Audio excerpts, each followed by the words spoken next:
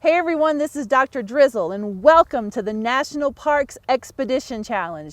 Today we're in Bryce Canyon National Park right outside of Bryce Canyon City, and we're here with Keith Moore, and Keith is going to tell us all he knows about Bryce Canyon. But first, Keith, who are you and how did you get here? Okay guys, my name is Keith Moore. I am an interpretive park ranger from Jupiter, Florida. I spent about 4 years at Florida Gulf Coast University studying environmental studies and geology. About 2 years ago, I found an internship with AmeriCorps and specifically Conservation Legacy in the Geoscientists in the Park program. And that's how I got my foot into the door to work in a place like Bryce Canyon. This is now my third season working in Bryce. Happy to be here. This is one of the most remarkable landscapes I've ever experienced. A lot of people consider this to be nature's most delicate jewel. And so for me, this is one of those really impressive places. The first time I ever came to Bryce Canyon was when I was 8 years old. Wow. And my family, they decided to put me on a mule named Crazy Alice. And it was the most terrifying experience for an 8-year-old. But later on, it became such a powerful experience for me that it stuck with me, and I had that opportunity to then come back. And so it's been really rewarding to be here in Bryce. Well, you said that it's called a delicate gem, so can you tell us a little bit about the geology of the park? Yeah, Bryce Canyon is a relatively young geologic formation when we look at the grand scheme of things. This is about 65 to 45 million years ago. Lake Claron deposited really soft muds, silts, and limestone formations. Unlike places like Zion or the Grand Canyon where you see some slightly different rock formations, this particular rock formation is very fragile and it is changing here quite rapidly. Our major force of change or erosion is the freezing and thawing of the rocks. Here we get about 150 to 200 days of freezing and thawing, which drives a lot of those really unique formations we see. And there's a particular name that people call these formations. Yeah. And what is that besides a rock and roll song from back in the day? Yeah, we actually love to use the word Udu to describe these. A lot of people say hoodoo, but the actual word has its roots in the Paiute language. And the word Udu can be roughly translated to afraid or scary. And so according to their story, the legend people were misbehaving, and the legend people were invited by the coyote god Sinawava to enjoy this big feast, and just like that, he turned them into stone as punishment for their bad behavior. We now use the word hoodoo to describe those columns of rock, but just remember it is pronounced Udu. Udu, I'll remember that. Don't forget that, kids. Tell me a little bit about how many people come here a year. Is this a popular place? This is a very popular place. We're starting to see almost about 3 million visitors annually. For a park that's this small, about 55 square miles, it's pretty difficult to manage 3 million visitors. And so that's one of the biggest struggles we have here facing the park. You may have heard the expression, we're loving the parks to death, and that's certainly true in Bryce Canyon. So let's remember that, because that may be what our challenge turns out to be in just a little bit. Tell us a little bit about the flora and fauna, the trees, plants, and animals. Yeah, so where we're standing right now is at the top of the Paunsaugunt Plateau. Behind us over here we have a lot of ponderosa forest. So mostly at the top of the plateau we see a ponderosa pine dominant ecosystem. As you move down to lower elevations you see juniper and pinyon pine.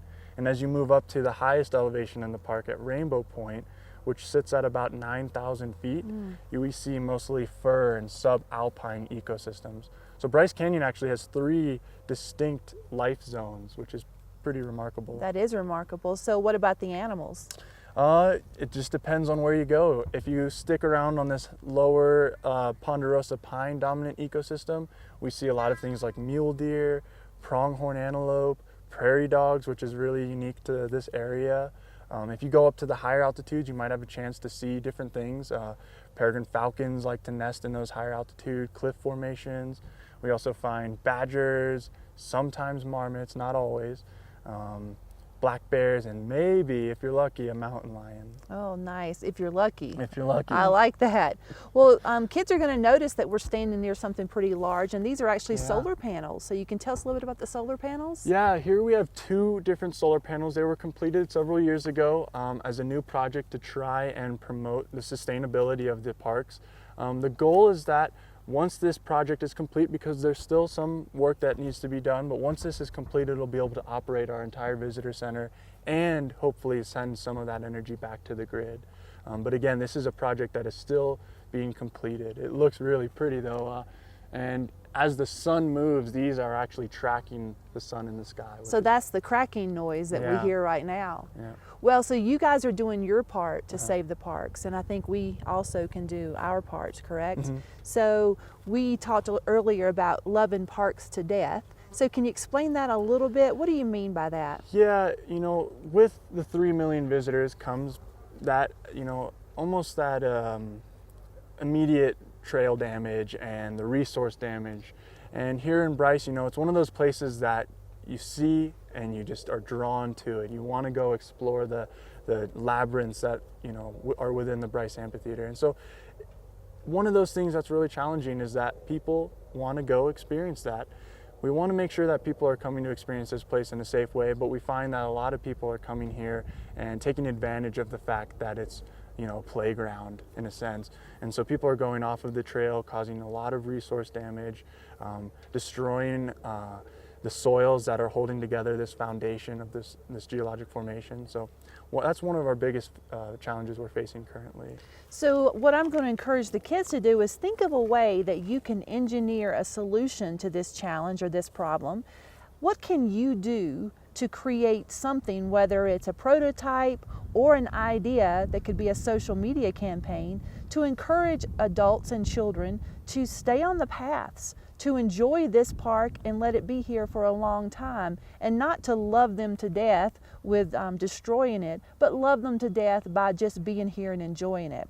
So Keith, I want to ask you, you said you sort of grew up in the idea of loving parks, and you were actually on the Gulf Coast of Florida. Yeah. So all my Pensacola and Santa Rosa County students out there, this is one of you guys. So if they're interested now in deciding to become a park ranger later on, what should they be doing? What about school or skills? What do they need? Yeah, absolutely. You know, for me growing up, school was never really the major forethought.